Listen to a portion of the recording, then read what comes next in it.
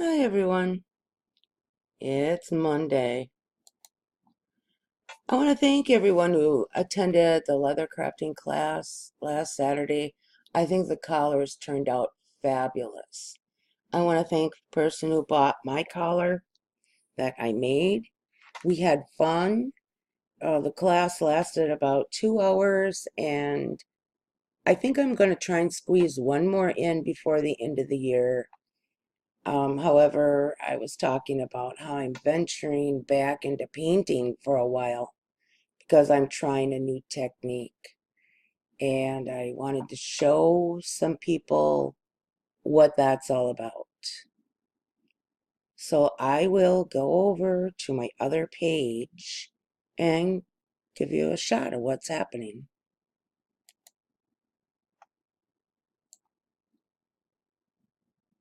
Okay, this was one of my most successful tries at acrylic paint pouring and dragging, using fillers in the paints to produce this effect. The piece is dry. I did this one Saturday night after the class. And what I like to see, what I'm trying to produce, inside of each cell, another color like a bullseye. And I've got a lot of that going on this time. The difference with this is I used a hair serum called coconut milk, and it smells a lot better than silicone. But a lot of the people use silicone and get great results. I was not successful with the silicone, and it might be the spray that I had. I ordered some liquid treadmill silicone that I can just drop out of the container. And I'm, going to try everything. But what I am doing is getting back into some of the paintings and art that I used to do. So this one is painted on a board. This is not a canvas. And what I plan on doing is going over the edge with some fancy leather braiding when I'm done. I'm going to use these for backgrounds and put silhouettes or some other painting, whatever I feel like, on top of it.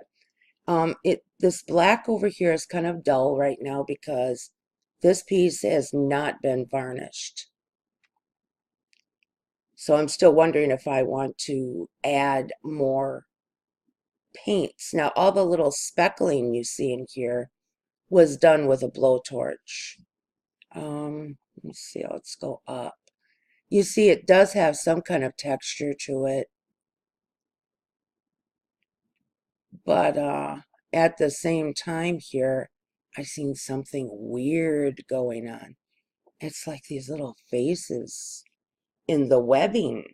This part is called webbing, or I think they call this lacing, but there's just something weird going on in this painting. I'm going to flip it around and show you what I mean. The image is a little bit blurred because I am zoomed in so you can see what I'm talking about. And this little guy right here, there's just something very weird about this. You see what I mean? This looks like a fairy that's trying to fly away. This looks like one of those small-headed guys on, oh, what movie was that? Beetlejuice? Yeah, I believe it was Beetlejuice where that guy's head shrunk. It looks like he has kind of a little hunchback going on there, but it looks like his arm is coming out, is snatching up this fairy. This could be fairy feathers falling here. He's got some really long, skinny legs. And this thing here, um, you can't see it because the image is zoomed in, but this one looks like an eye. This one looks like an eye shooting off in different directions here.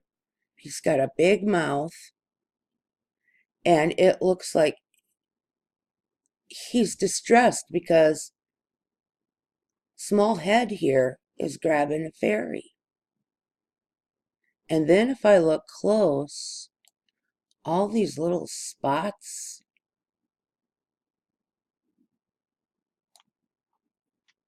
I can see a lot of faces in here. There's the eyes, the nose, there's a little mouth. Here's another one with a different shape. Trippy. Yeah, and I'm straight, you guys. I don't do drugs. No pot, no acid. Even though, my trolls say that I did, and they were trying to have me swatted. I am on absolutely nothing at all, and I can see shit like this. I did not do this on purpose. It just turned out like that. So we're going to see weird things in the paintings from time to time, and they mean absolutely nothing. There's no conspiracy going on. There's no rituals. There's no cult. Maybe a painting cult. I don't know. But anyways, I'm sure if anyone did a painting like this, they would have weird images in there too. That's just the beauty of this kind of art. Never turns out like you want it, but a lot of times you can see different things in the drying of the paint. Now, I'm not really superstitious or anything, but I don't know. I've been an artist for a long time, and artists can always see more than one thing. They see different views of things than normal. So the thing is with this, I am never done this type of work where you add silicone or additives and drag and produce cells. I'm new to cells. Now I've got pinholes going on. This thing is full of pinholes. Some of them are probably normal, but this amount I'm not sure about. I went over it with a blowtorch and I could see a lot of the air bubbles coming up to the surface and popping, but still I'm left with an enormous amount of pinholes. So I need to find out how I can eliminate a lot of those little pinholes. Maybe just going over and torching it a little bit longer. I'm not sure. Maybe not be so fast after mixing my paints. You know, after you mix them, let them sit for a while before you pour. I'm not sure. But I like the look of these bowls. Here's some nice lacing going on in here. I like the colors of the marbling inside of some of them. So this is it. I've done paint pouring before, but they were always swirled or something like that. I've never done the cells, and I'm new to this, and this is the best one that I produced. This is the fourth swipe painting that I've done. The fourth one. So the other ones turned out more like swirls, like I guess I overdid it. Kind of looks like alligator skin. It sort of reminds me of alligator skin, especially in through here, this area. This is lightened a little bit. It seems a little bit lighter than the actual painting because these cells here are a little bit more lavender than whitish, like looking on this video.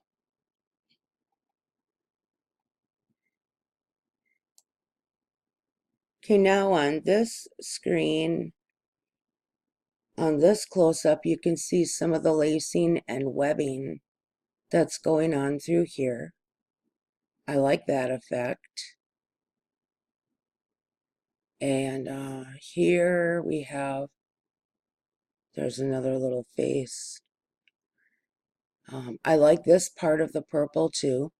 This looks like it's got depth. This looks like it's more in the background. And these here cells seem like they're more up forward. Here's a very pretty one. And it looks like little tiny white spots all over it. That's the light shining on the high points. And I really love the blues. These blues have probably one of my favorite parts. So this is it, you guys. This is making paint cells with hair serum. I have some more supplies coming in today that I'll be experimenting with. I like this one too. This little area through here, they're kind of marbled. When I varnish this, these colors are going to really pop out. Right now it's just kind of dull, flat. But the paint is vibrant in this one.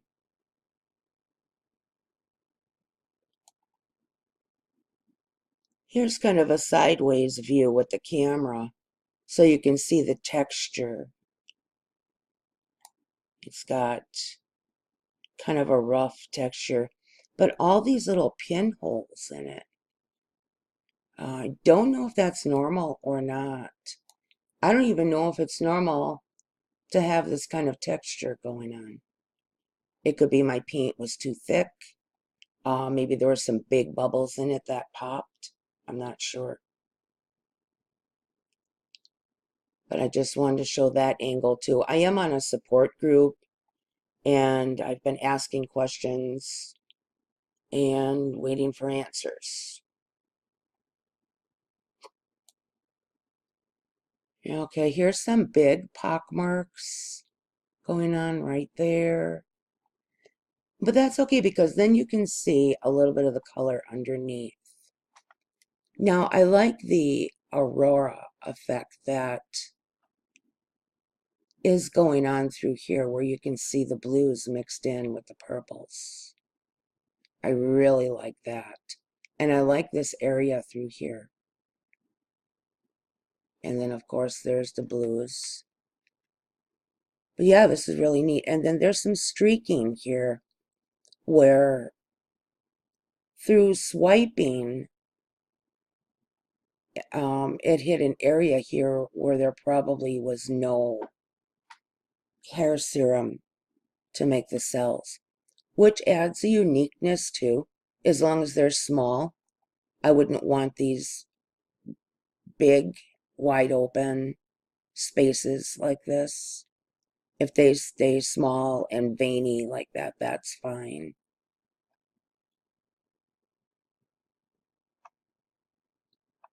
And here's some darker streaks through here. See, I like the way these colors blend together.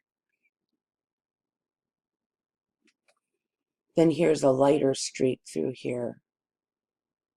See, I like that. This one here shows the pink popping through.